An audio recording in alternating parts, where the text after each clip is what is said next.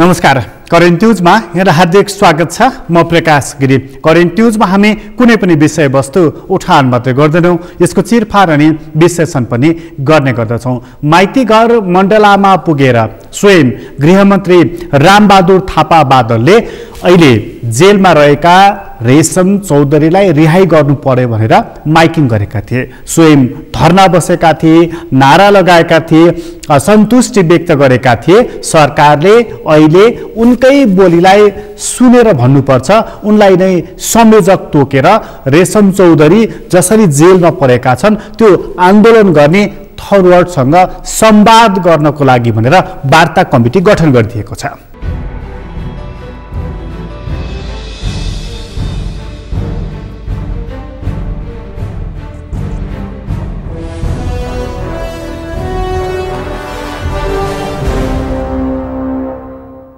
सरकारले गृहमन्त्री रामबहादुर थापाको बोली सुनेको छ। अब यसो भनिरहँदाखेरि थरूहट संघर्ष समितिसँग सरकारले संवाद गर्नेछ, तर यो संवाद गर्नु पर्यो भनेर मुद्दा उठाउने चाहिँ जनता समाजवादी पार्टी हो, जसमा राजपा पनि जोडिएर बनेको जसपा हो। त्यो जसपा भित्र पनि रहेको राजपाले सरकारमा जानको लागि एउटा शर्तको रूपमा राखेको थियो। रेशम चौधरी निर्वाचित सांसद हुन् र उनलाई छाड्नुपर्छ, छाड्नको लागि कुनै हिचकिचाहट कायम राख्नु हुन्न भनेर उसले अडन राखेको थियो। यदि सरकारले यी र यस्तै तीनवटा मागहरू सम्बोधन गर्छ भनेदेखि हामी सरकारमा जाने र करिब अल्पमतमा पुग्न लागेको यो नेकपा एमाले नेतृत्वको सरकारलाई हामी टेको लगाइदिन्छौँ भनेर उसले आश्वासन दिएको थियो। अब प्रक्रिया आरम्भ भएको छ। सरकारले सारथी खोजेको छ र कुनै पनि बखत नेकपा माओवादी केन्द्रले समर्थन फिर्ता लिन सक्छ भन्ने आधारमा नै जसपा भित्रको पनि राजपाको माग सम्बोधन गर्नको लागि सरकार अघि बढेको छ। वार्ता अघि बढ्ने, त्यसपछि रेशम चौधरी दिल्ली बजार सदर खोरबाट बाहिर निस्कने, यस्ता कुराहरूको बारेमा मन्थन हुन थालेका छन्। प्रक्रिया अघि बढिसकेको छ। यसले के संकेत गर्छ, यसले के सन्देश दिएको छ, आजको अङ्कको हाम्रो मूल विषय रहनेछ। सुरुवातमा हामी सरकारले वार्ता कमिटी गठन गरेको कुरा प्रस्तुत गर्नेछौँ।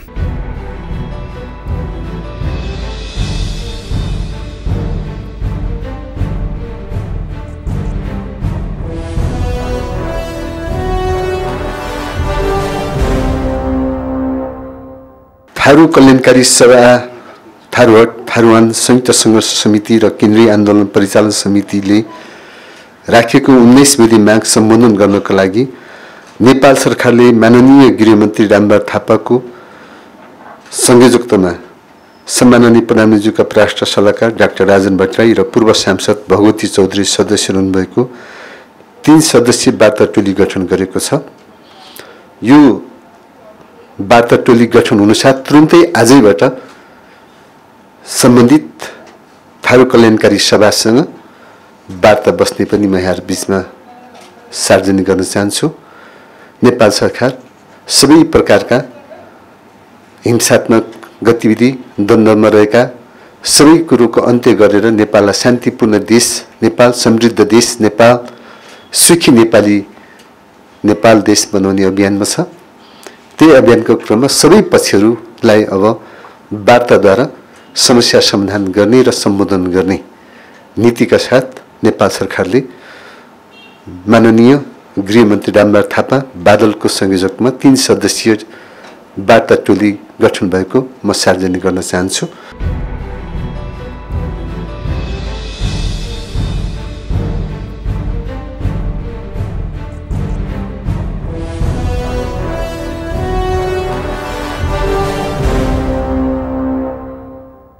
सरकारले वार्ता कमिटी गठन गरेको छ।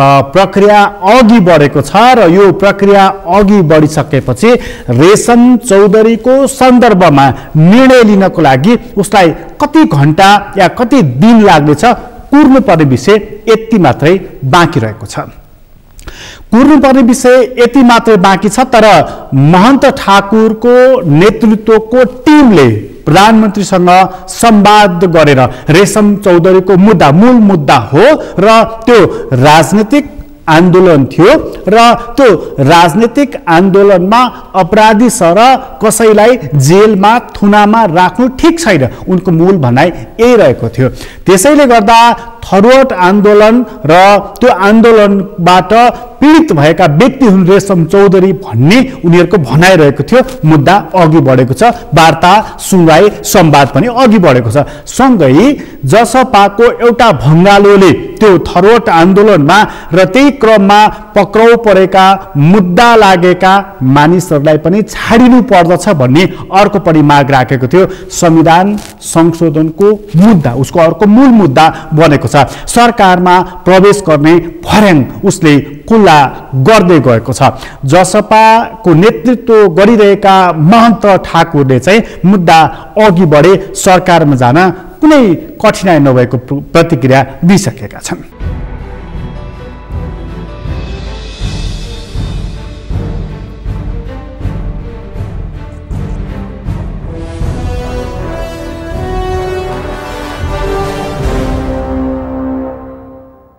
अब उहाँसँग कुरा भयो हाम्रो शेरबहादुर सिंह, अहिले सार्वजनिक रूपमा उहाँले पहिले नै भनिसक्नु भएको थियो हामीले कुरा गर्दाखेरि कि कुनै पनि अविश्वासको प्रस्तावको पक्षमा जाँदैन या समर्थन गर्दैन। तर अहिले दुईटैले अस्वीकार गर्नुहुन्छ। तर कहीँ प्रधानमन्त्रीको बन्ने अवसर आयो भने, अफर आयो भने म विचार गर्न सक्छु। तर अहिले दुईटै म सरकार पनि बनाउन, अविश्वासको प्रस्तावको पक्षमा पनि जान्न भनिसक्नुभयो। अनि हाम्रो कारणले त कहीँ बनिरहेको छैन, कुनै बिग्रिरहेको पनि छैन। कतै जाँदाखेरि हो डेमोक्रेसीको सङ्घर्षमा हामी साथै साथै थियौँ। एलायन्सको कुरा गर्नुभएको ओके, डेमोक्रेसीको लागि त छ, तर हाम्रो आफ्नो एजेन्डा पनि छ। त्यसमा तपाईँहरूको के छ, के गर्न सक्नुहुन्छ? त्यो अहिले पनि हाम्रो प्रश्न छ। त्यो जबसम्म सम्बोधन हुँदैन, हाम्रा सांसदहरू जेलमा छन्, हाम्रा प्रदेशको मन्त्रीहरूमाथि चाहिँ मुद्दा तारिख खेपिरहेछन्, अरू नौजवानहरू जेलमा छ, मेयरहरूमाथि मुद्दा छ, अनि भनौँ सबै नेताहरूमाथि मुद्दा छ। यदि आन्दोलनले आह्वान गरेको एउटा बम बाच्याछौँ, आह्वान त हामीले नै गरेको, हामीमाथि पनि मुद्दा चलाए हुन्छ। तर हामीलाई छोडिदिएको छ, हाम्रा साथीहरूलाई राखिदिएको छ। त हामी त न्यायको खोजीमा छौँ, तपाईँहरूसँग पनि उहाँहरूसँग पनि। के गर्नुहुन्छ? त्यसपछि न हाम्रो समर्थन या विरोधको कुरा आउँछ। अहिले त्यो हाम्रो अगाडि त्यो प्रश्न छैन। अहिले स्वार्थको लडाइँ भइरहेको छ कम्युनिस्ट पार्टीको भित्र, त्यसमा हामीलाई किन भन्ने? तपाईँ अविश्वासको प्रस्ताव त्यहाँ भन्नुहुन्छ, आफैमा आफ्नो पार्टीमा अविश्वास ल्याएर त्यसको सोलुसन गर्नुहोस् न। त्यो भइरहेको छैन।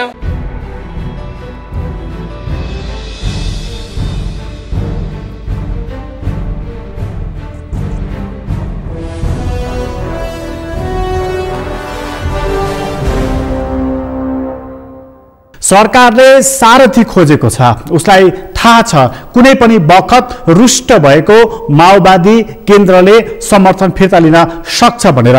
उसलाई यो पनि थाहा छ कि नेकपा माओवादी केन्द्रसँगै विपक्षी गठबन्धन बनेर मलाई हटाउन सक्छन् भन्ने कुरा पनि उसलाई राम्रोसँग हेक्का रहेको छ।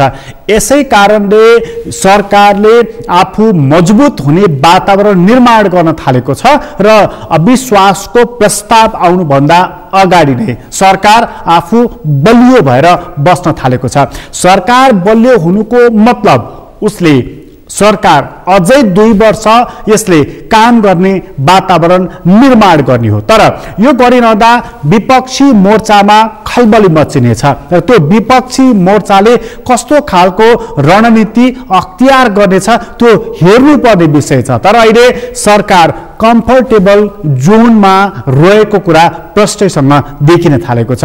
यसले प्रधानमन्त्री केपी ओलीले जसरी पुसको 5 गते संसद विघटन गरेका थिए त्यति बेला नै उनले दुवै पक्षमा योजनाहरू राम्रोसँग बनाएको देख्न सकिन्छ। अर्थात् यदि अदालतले संविधानको व्याख्या गर्दै संसद विघटन गरिदिएकै भए पनि चुनावमा जाने उनको एउटा रणनीति, यदि यो बर्खिला भयो भनेर पुनर्स्थापनाबाट फर्किँदाखेरि पनि कसरी संसदमा फेस गर्ने भन्ने अर्को रणनीति, दुवै रणनीतिमा प्रधानमन्त्री केपी ओली तयार भएको देखियो। तर त्यसको संसद पुनर्स्थापना हुनुपर्छ भनेर जो पक्षहरू लागिरहेका थिए, जस्तै गठबन्धन जस्तो निर्माण गरेका थिए, उनीहरूसँग चाहिँ पुनर्स्थापना गर्नुपर्छ भन्ने मोटो एजेन्डा त थियो, तर पुनर्स्थापना भइसकेपछि के गर्ने भन्ने एजेन्डा चाहिँ उनीहरूसँग रहेनछ। अर्थात् प्लान बी, सी र डी यो पक्षसँग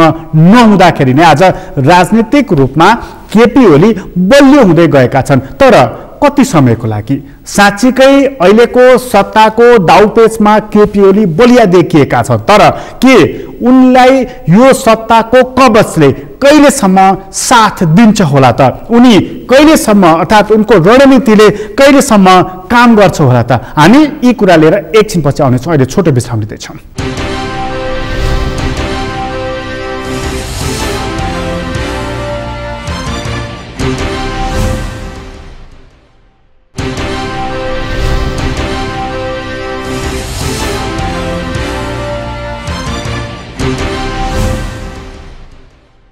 विश्रामपछि पुनः स्वागत छ। हामी करेन्ट न्युजमा छौँ र करेन्ट न्युजमा हामी कुराकानी गर्दैछौँ। अब रेशम चौधरी छोड्ने विषय मूल मुद्दा बनेको छ। सत्ता राजनीतिमा अर्को एउटा ढोका यसले खुलाउन थालेको छ। यसले जसपा सिँगै सरकारमा जाने वातावरण बन्छ कि जसपा टुक्रिएर राजपा मात्रै सरकारमा जाने वातावरण बन्छ, हेर्नुपर्ने विषय यो रहेको छ। सँगै अर्को महत्त्वपूर्ण कुरा के पनि रहेको छ भने जसपाले रेशम चौधरीलाई छाड्नुपर्छ भनेको छ। सरकारले थरुवाटसँग संवाद थालेको छ।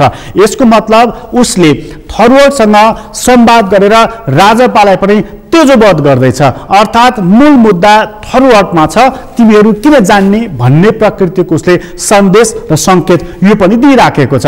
यो सन्देश र सङ्केत दिइरहँदाखेरि राजपालाई अथवा भनौँ जसपामा आबद्ध भएको राजपालाई सरकारमा सामेल हुने ढोका खुल्छ कि खुल्दैन त? अथवा जसपा टुक्रिने वातावरण बन्छ कि एक भएर बसिरहन्छ? यो प्रश्न अलि समयको लागि महत्त्वपूर्ण छ र यो प्रश्नले केही दिन अलिकति पिरोल्ने छ। र यो प्रश्न पिरोलिरहँदाखेरि विपक्षी दल, प्रमुख प्रतिपक्षी दल भनेर चिनिएको नेपाली कङ्ग्रेसको रणनीतिको बारेमा पनि चर्चा गर्नुपर्ने हुन्छ, जसको बारेमा अहिले थुप्रै मानिसहरूले, थुप्रै राजनीतिक दलहरूले प्रश्न गरेका छन्। मौका आउँदा पनि नेपाली कङ्ग्रेसले विपक्षी गठबन्धन निर्माण नगरिकन सरकारलाई टिकाउने खेल किन खेल्यो भनेर प्रश्न गरिरहेका छन्। स्वयं नेपाली कङ्ग्रेस चाहिँ हामीसँग गणपूरक संख्या छैन, जोडजाड पारेर संख्या पुर्याएर गठबन्धन निर्माण गर्नको लागि माओवादीले समर्थन फिर्ता लिएको छैन। यदि त्यसरी जानिने हो भनेदेखि पनि जसपाले के गर्छ त्यो कुरा टुङ्गो छैन। जब टुङ्गो छैन भनेदेखि राजनीतिमा एकैचोटि उचालिएर मैदानमा उत्रनुको के अर्थ? काङ्ग्रेसको यस्तो खालको प्रतिक्रिया रहेको छ। सँगै काङ्ग्रेसले अर्को कुरा पनि हेक्का राखेको छ। भदौमा महाधिवेशन गर्नु छ, अहिले सरकारमा गएर किन बिटोल हुने उसले यो कुरा पनि सोचिराखेको छ। सँगै अर्को कुरा पनि उसले सोचेको छ कि 2-3वटा गठबन्धन निर्माण गरेर सरकारमा जाँदाखेरि प्रमुख प्रतिपक्षमा त्यति बेला नेकपा एमाले केपी ओलीले नेतृत्व गरेको रहनेछ। सरकारमै रहँदा त हाबी भएका केपी ओली सरकारभन्दा बाहिर रहँदा झन् हाबी हुन्छन् भन्ने कुरा पनि नेपाली कङ्ग्रेसले हेक्का राखेको छ। यी सबै कुरालाई जोड घटाउ गर्दै ऊ सत्ता राजनीतिमा पर्ख र हेरको नीतिमा रहेको छ।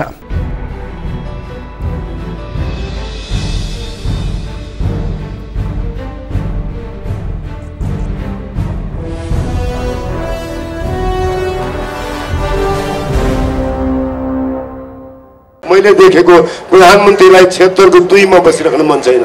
प्रधानमन्त्रीलाई 76 को 3 मा अथवा 5 मा पुग्ने हतार छ। 76 को 5 को पनि उहाँ हतार छैन। 76 को 3 भनेको सबैभन्दा ठुलो राजनीतिक दलको नेताका रूपमा विश्वासको मत प्राप्त नगरेर पनि प्रधानमन्त्री हुने र 76 को 5 को प्रधानमन्त्री बहुमतको प्रधानमन्त्री हुन नसक्ने अवस्थामा 76 को 7 को प्रावधानलाई 76 को 3 को प्रधानमन्त्रीले पनि प्रयोग गर्न सक्ने त्यो चाहनालाई उहाँले गम्भीरतापूर्वक लिनु भएको छ र हेर्नु भएको छ र त्यता मुलुकको राजनीति जाओस् भन्ने उहाँको चाहना छ भन्ने हामीलाई लागेको छ। हाम्रो एसेसमेन्ट गलत हुनसक्छ, तपाईँहरूका बिचमा तर हामीले के राख्नुपर्छ भने यो एसेसमेन्टलाई पनि गम्भीरतापूर्वक हेरिदिनुहोस् र त्यसमा हामीले उहाँलाई जस्तो प्रचण्डजीले इङ्गित गर्नुभयो कि विश्वास फिर्ता लिँदाखेरि 76 को 2 को प्रधानमन्त्रीलाई सँगै सरकारमा सहभागी दलले समर्थन फिर्ता लिएमा विश्वासको मत लिन बाध्य हुनुहुन्छ। विश्वासको मत उहाँले पाउनुहुन्न। तर आजको दिनमा प्राविधिक रूपमा राजनीतिक रूपमा जे रूपमा भनौँ हामी केपी शर्मा ओलीसँग संसदको बहुमत पनि छैन, केपी शर्मा ओलीको विपक्षमा प्राविधिक रूपमा बहुमत पनि छैन। राजनीतिक रूपमा बहुमत छ, प्राविधिक रूपमा बहुमत छैन। त्यसको राजनीतिक फाइदा लिनका लागि उहाँ बस्नु भएको छ। त्यसलाई हामीले एउटा समयसम्म त्यो फाइदा उहाँले नप्राप्त गर्नुहोस् भन्ने हाम्रो चाहना छ। एउटा समय अघि प्रचण्डजीले भने जस्तै एउटा राजनीतिक निर्णय गर्नुपर्ने समय आयो भने त्यो समयमा हामी तयार छौँ। त्यसैले विश्वासका मतको बारेमा दुविधा नराख्नुहोस् र मैले महन्तजीले भनेको कुरामा पनि भन्छु कि हामीहरूले कुनै पनि हालतमा प्रमुख प्रतिपक्षी दलले अविश्वासको प्रस्ताव जहाँसुकैबाट जसरी अरिजिनेट भए पनि अविश्वासको प्रस्तावको पक्षमा मतदान गर्छ। किनभने अहिलेका प्रधानमन्त्री भएकै दिनदेखिको हाम्रो विश्वास छैन। अरू दलहरूले त विश्वासको मत हाल्नु होला, हामीले कहिले पनि विश्वासको मत दिएको छैनौँ। त्यसैले हाम्रो अविश्वास उहाँका प्रति कायम छ।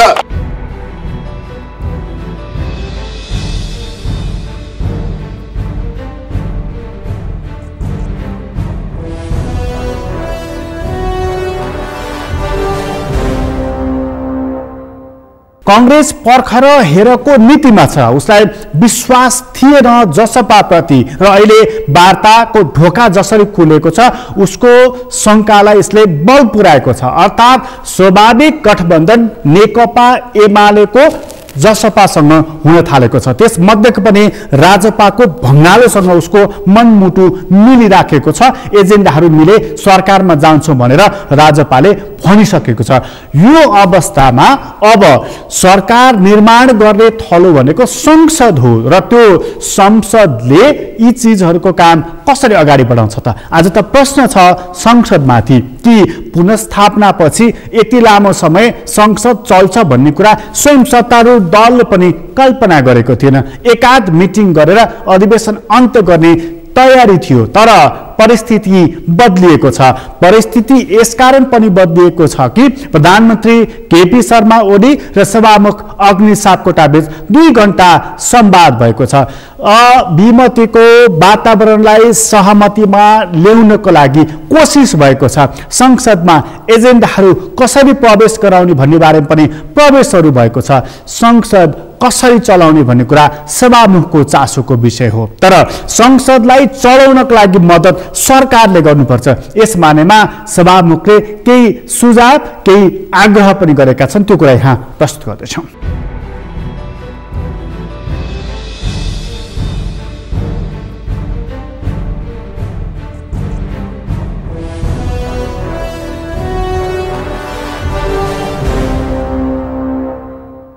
संघीय संसदका गतिविधिहरूका बारेमा संघीय संसदको लाई प्रभावकारी बनाउने, अझ भनौँ जीवन्त जनमुखी गतिशील चलायमान बनाउने कुरामा आफ्नो कलम तिहारी गर्नुभएको छ। यो सन्दर्भमा सबैभन्दा मुख्य कुरा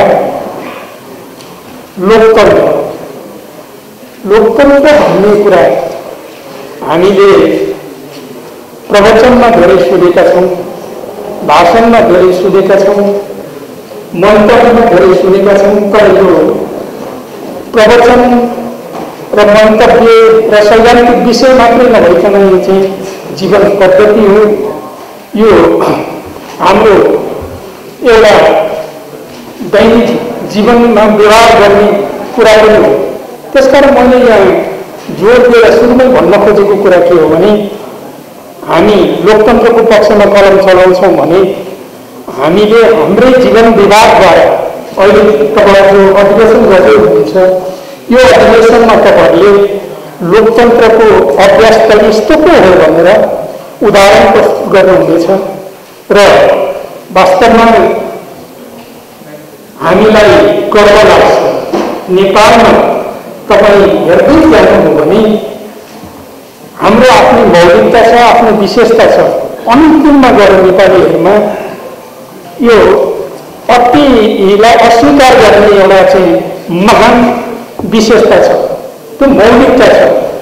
त्यो चाहिँ हरेक इतिहासका कालखण्डहरूमा त्यो झल्किएको छ र यहाँ पनि तपाईँहरूको एउटा एकता अनि तपाईँहरूका बिचमा हुने सहकारी समझदारीले मलाई निकै प्रभावित बनाएको छ। यो 1 वर्षदेखि मैले जुन सभामुखको जिम्मेवारी प्राप्त गरेँ अथवा जिम्मेवारी सम्हालिरहेको छु, तपाईँहरूका गतिविधिहरू र तपाईँहरूले गर्ने कामहरूलाई नजिकबाट निहाल्ने कोसिस पनि गरिरहेको छु र म सुरुमै तपाईँहरूलाई अन्तर्कन हृदयदेखि नै धन्यवाद दिन चाहन्छु कि कोरोनाको असाधारण परिस्थितिका कारण र अन्य विविध कारणले गर्दाखेरि तपाईँहरूसितको भेटघाट त्यति घनीभूत हुन सकेन अथवा त्यति नियमित हुन सकेन। त्यो भेटघाट नहुँदाखेरि पनि इतिहासका खास खास घडीहरूमा तपाईँहरूले जुन भूमिका खेल्नुभयो, तपाईँहरूले जुन पहल कदमी लिनुभयो, त्यसका लागि म तपाईँहरूप्रति असाध्यै धेरै खुसी छु र हार्दिक धन्यवाद दिन चाहन्छु। मैले भन्न खोजेको कुरा के हो भने वास्तवमा घटनाक्रमलाई हामी हेर्दै गयौँ भने अहिले एक साइडबाट हेर्दाखेरि हामीलाई कता कता यहाँ पूर्ववर्ती मित्रहरूले पनि भन्नुभयो हामीले जे अपेक्षा गरेका थियौँ त्यो अपेक्षा अनुसार भइरहेको छैन। हाम्रो अपेक्षा सङ्घीय संसदबाट प्रतिनिधि सभाबाट अलिक बढी नै थियो र धेरै उतार चढावहरू पनि भए भनेर चाहिँ यहाँ व्यक्त गर्नुभयो। तपाईँका विचारप्रति मेरो उच्च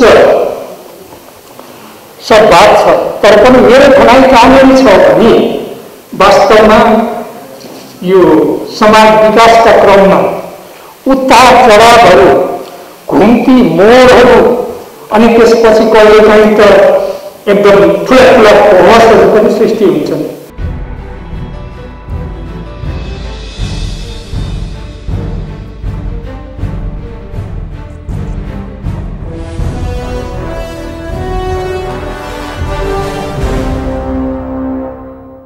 संसदको एउटा मूल काम सरकार निर्माण गर्नु हो। संसदको पुनर्स्थापना भइसकेपछि यही सरकारलाई वैधानिकता दिने कि नयाँ सरकार निर्माणको लागि वातावरण सिर्जना गर्ने यो काम संसदले गर्नु पर्दथ्यो। सरकारले त्यो काम गर्ने वातावरण बनाउनु पर्दथ्यो। तर संसद त्यो काम खेल्नको लागि अर्थात् नयाँ सरकार निर्माण गर्ने वा यही सरकारलाई वैधानिकता प्रदान गर्ने बाटोतर्फ अग्रसर हुन सकेको छैन।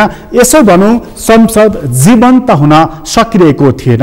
अब संसद जीवन्त हुन्छ कि संसद फरक ढङ्गबाट चल्छ यो प्रश्न त बाँकी नै छ। तर राजनीतिक परिदृश्यमा घटनाहरू चाहिँ फरक फरक खालका देखिन थालेका छन्। अदालतमा ललिता निवास सम्बन्धी काण्ड फेरि उधिनेर आउनु, त्यसका प्रमाणहरू खोजिनु, केही नेताहरू कारबाहीको शिकार हुनु, नेकपा एमाले भित्र राजपाको एउटा पक्षलाई सरकारले विश्वासमा लिने कोसिस गर्नु र विपक्षी दल पर हुनु, केही घटनाहरूलाई केही कुराहरूलाई जोड्दै उन्दै जाने भने एउटा माला बन्ने देखिन्छ। यसले सरकार तत्काल ढल्दै छैन भन्ने सङ्केत दिइराखेको छ। तर संसद जीवन्त हुँदैछ भन्ने कुरा पनि यसले सङ्केत दिइराखेको छैन। अर्थात् कानुनविदहरू संविधानविदहरू बताइरहेका छन् कि संसदले नयाँ सरकार निर्माण गर्ने वातावरण छैन। यही सरकारले निरन्तरता पाउनेछ। तर यदि सरकार अल्पमतमा पुग्यो भनेदेखि अल्पमतको सरकारले पनि फेरि संसद विघटन गरेर मध्यावधि निर्वाचनमा जान सक्ने बाटो खुल्ला छ भनेर कानुनविदहरू बताइरहेका छन्। अर्थात् जेलिएको छ हाम्रो राजनीति र यसरी जेलिएको छ र यो जेलिने क्रममा जाँदै जाँदै जाँदै गर्दा यो अर्ली इलेक्सनमा पुग्छ वा पूर्ण अवधि नै यही सरकारले शासन गर्छ। आजको मूल प्रश्न चाहिँ यही रहेको छ। करेन्ट न्युज अहिलेलाई यति नै। करेन्ट न्युजबाट म प्रकाश गिरीलाई बिदा दिनुहोस्। सगरमाथा टेलिभिजन हेर्दै गर्नुहोला। नमस्कार।